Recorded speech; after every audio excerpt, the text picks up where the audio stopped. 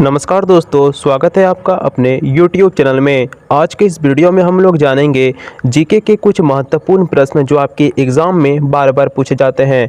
ये प्रश्न दोस्तों एसएससी, रेलवे, बैंक या कोई भी गवर्नमेंट एग्ज़ाम की तैयारी कर रहे हो, आप एसएससी जीडी की तैयारी कर रहे हैं, एसएससी सीजीएल, सीपीओ, सीएचएसएल, जहाँ तक कि रेलवे, एएलपी सभी एग्ज़ाम के लिए इम्पोर्टेंट है। तो बिना देर न करते हुए चलिए वीडियो शुरू करते हैं और देखते हैं दोस्तों कुछ महत्वपूर्ण प्रश्न। यदि आप इस वीडियो को नए देख रहे हैं तो इस चैनल को जरूर सब्सक्राइब कीजिएगा। और हर्यक वंश के किस शासक को कुनी कहा जाता है? तो दोस्तों जो बिंबिसार है इसको कुनी कहा जाता है। किस शासक ने गंगा एवं सोन नदी किस शासक ने गंगा एवं सोन नदी के संगम पर पाटलिपुत्र नामक नगर का स्थापना की है? उदयन शासक ने गंगा एवं सोन नदियों के संगम पर पाटलिपुत्र नगर की स्थापना की है। ऑप्शन नंबर बी सही जवाब। शिशुनाग वंश का वह कौन सा शासक था जिसके समय में वैशाली में द्वितीय बौद्ध संगीति का आयोजन किया गया? वर्ण काकवर्ण के नाम से भी जाना जाता है। कालाशोक शिशुनाग वंश का शासक था जिसके समय में वैशाली में द्वितीय बौद्ध संगीति का आयोजन किया गया। उसमें काकवर्ण नाम से भी जाना जाता है कालाशोक को। ऑप्शन नंबर बी सही जवाब। 323 ईसा पूर्व में सिकंदर महान की मृत्यु हुई थी। 323 ईसा पूर्व में सिकंदर महान की मृत्यु हुई थी तो बेबीलोन में 323 ईसा पूर्व में सिकंदर बेबीलोन महान की मृत्यु हुई थी। Option number B right answer हो। सिकंदर महान एवं पोरस पुरु की सेनाओं ने निम्नलिखित में से किस नदी के आमने सामने वाले तटों पर पड़ाव डाला हुआ था? तो झेलम नदी के किनारे आमने सामने वाले तटों पर पड़ाव डाला हुआ था सिकंदर महान एवं पोरस गुरु की सेनाओं ने। Option number B right answer है। किस प्रकार का मृदभांड पोटरी भारत में द्वितीय नगरीकरण शहरीकरण के प्रारंभ का प्रतीक माना गया है? तो उत्तरी काले पालिशकृत बर्तन जो है वे भारत में द्वितीय नगरीकरण शहरीकरण के प्रारंभ का प्रतीक माना गया है। तो option number C right answer. Pali ग्रंथों में गांव के मुखिया को क्या कहा गया है? पाली ग्रंथों में गांव के मुखिया को भोजक या ग्राम भोजक कहा गया है। Option number B right answer. Ujjain का प्राचीन नाम क्या था? उज्जैन का प्राचीन नाम था दोस्तों वो Avantika. Option number A right answer. नंदवंश का संस्थापक कौन था? नंदवंश का संस्थापक कौन था? तो महापद्यानंद था। Option number A right answer. Greek या यूनानी लेखकों के द्वारा किसे अग्रमीज या जैंट्रीमीज कहा गया है? धननंद को अग्रमीज या जैंट्रीमीज कहा गया है। Option number D right answer. प्राचीन भारत में पहला विदेशी आक्रमण किनके द्वारा किया गया? प्राचीन भारत में पहला विदेशी जो आक्रमण हुआ था किनके द्वारा किया गया?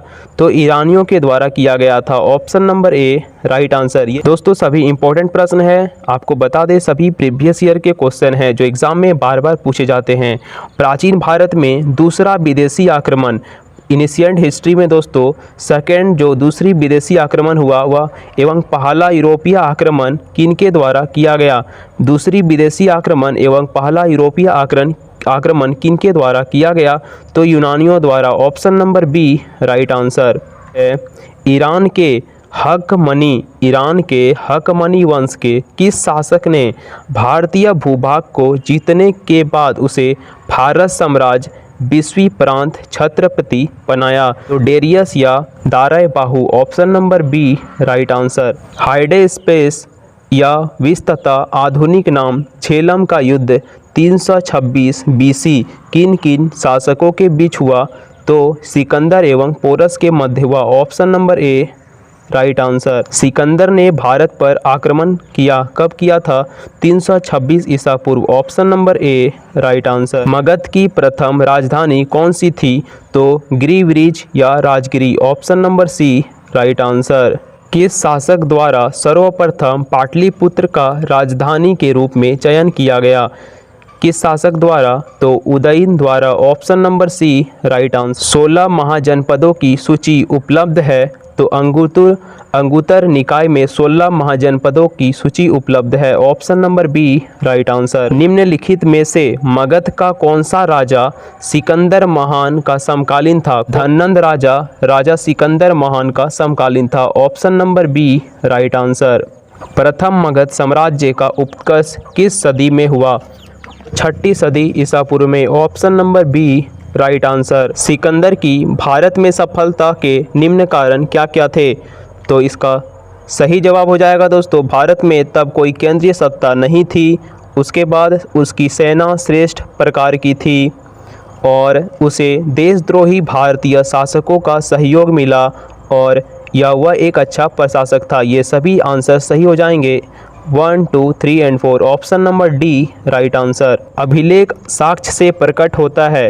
अभिलेखीय साक्ष्य से प्रकट होता है कि नंद राजा के आदेश से एक नहर खोदी गई थी, तो कलिंग में। Option number C right answer. पहला ईरानी शासक जिसने भारत के कुछ भाग को अपने अधीन किया था, तो वह है Darius. Option number C right answer. Magadh के राजा अजातशत्रु का सदैव किस गणराज्य के साथ युद्ध रहा? तो वजीज संघ जो वैशाली के हैं उसके साथ युद्ध रहा, गणराज्य के साथ। Option number A right answer. नंदवंश का अंतिम सम्राट कौन था? नंदवंश का अंतिम सम्राट कौन था?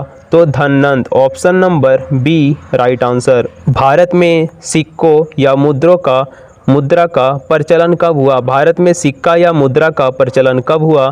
तो 600 ईसा पूर्व में। Option number C right answer. निम्न राजाओं पर विचार कीजिए। अजातशत्रु, बिंदुसार और प्रसेनजीत। इनमें से कौन कौन बुद्ध के समकालीन थे? तो 1 और 3 इसका सही जवाब हो जाएगा। मतलब अजातशत्रु और प्रसेनजीत ये दोनों बुद्ध के समकालीन थे। Option number C right answer. Magadh सम्राट बिंबिसार ने अपने राजवेद जीवक को किस राज्य के राजा की चिकित्सा के लिए भेजा था? तो अवंती के लिए। Option number C right answer. किस शासक ने अवंती को जीतकर मगध का हिस्सा बना दिया? तो Shishunaga. Option number C right answer. किस मगध सम्राट ने अंग का विलय अपने राज्य में कर लिया? किस मगध सम्राट ने अंग का विलय अपने राज्य में कर लिया? तो बिंबिसार ने। Option number A right answer. Shishunaga ने किस राज्य का विलय मगध साम्राज्य में नहीं किया? तो कांसी राज्य का। Option number D right answer. Kashi और लिच्छवी का विलय मगध साम्राज्य में किसने किया? कांसी और लिच्छवी का विलय मगध साम्राज्य में किसने किया? तो अजातशत्रु ने। Option number B right answer. Sikandar के आक्रमण के समय भारत पर निम्नलिखित राजवंशों में किस एक का शासन था? सिकंदर के आक्रमण के समय उत्तर भारत पर निम्नलिखित राजवंशों में किस एक का शासन था? तो नंद का शासन था सिकंदर के आक्रमण के समय। Option number A right answer. प्रश्न है, निम्नलिखित में से कौन सा एक ईसा पूर्व 6ठी सदी में प्रारंभ में भारत का सर्वाधिक शक्तिशाली नगर राज्य था?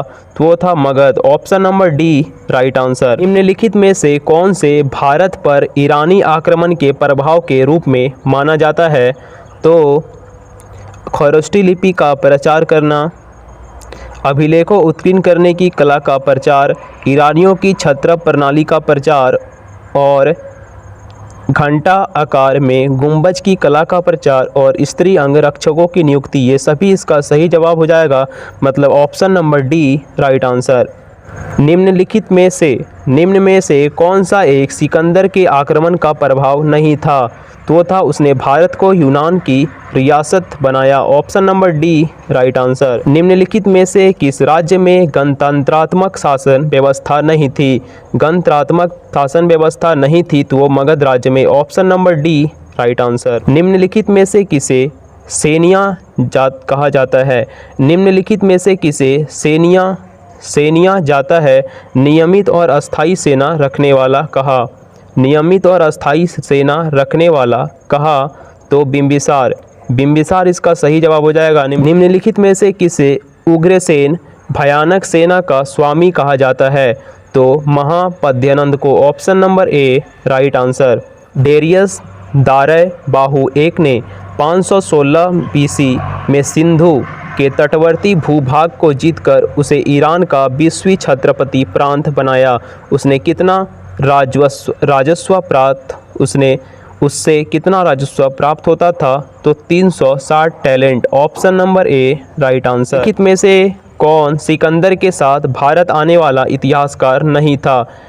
तो हेरोडोटस जो था वो सिकंदर के साथ भारत आने वाला इतिहासकार नहीं था। Option number D right answer. महाजनपद काल में श्रेणियों के संचालक को कहा जाता है? तो श्रेष्ठीन कहा जाता है। Option number A right answer. गृहपति का अर्थ है, गृहपति का अर्थ धनी किसान। Option number A right answer है। मगध के किस प्रारंभिक शासक ने राज्यारोहण के लिए अपना पिता की हत्या की एवं इसी कारणवश अपने पुत्र द्वारा मारा गया? तो वो था option number B Ajatashatru. Option number B right answer. UPPCS 2007 और 11 में पूछा गया प्रश्न है विश्व का पहला गणतंत्र वैशाली में किसके द्वारा स्थापित किया गया? तो लिच्छवी द्वारा स्थापित किया गया। Option number D right answer. निम्नलिखित में से कौन एक बौद्ध ग्रंथ 16 महाजनपदों का उल्लेख करता है? तो Anguttara Nikaya. Option number A right answer. 6ठी शताब्दी ईसा पूर्व का मत्स्य महाजनपद स्थित है? तो राजस्थान में। Option number B right answer. निम्नलिखित में से किस एक नदी को पहले वित्सत्ता नाम से जाना जाता था? तो झेलम नदी को। Option number B right answer. Jain परंपरा के अनुसार जैन धर्म में कुल कितने तीर्थंकर हुए? तो 24 तीर्थंकर। Option number C right answer. किसके द्वारा तृतीय बौद्ध संगीति को संरक्षण प्रदान किया गया था? तो अशोक के द्वारा। Option number B right answer. तो दोस्तों ये रहे 50 अति महत्वपूर्ण प्रश्न जो आपके एग्ज़ाम के लिए इम्पोर्टेंट है। उम्मीद करेंगे ये वीडियो आपको पसंद आई होगी और भी इसी तरह के वीडियो देखने के लिए ज़रूर हमारे चैनल को सब्सक्राइब कर लीजिए ताकि आने वाले इसी तरह के कंटेंट आपसे मिस न हो। मिलते हैं जल्दी एक नेक्स्ट इसी तरह के अपडेट में, तब तक के लिए धन्यवाद।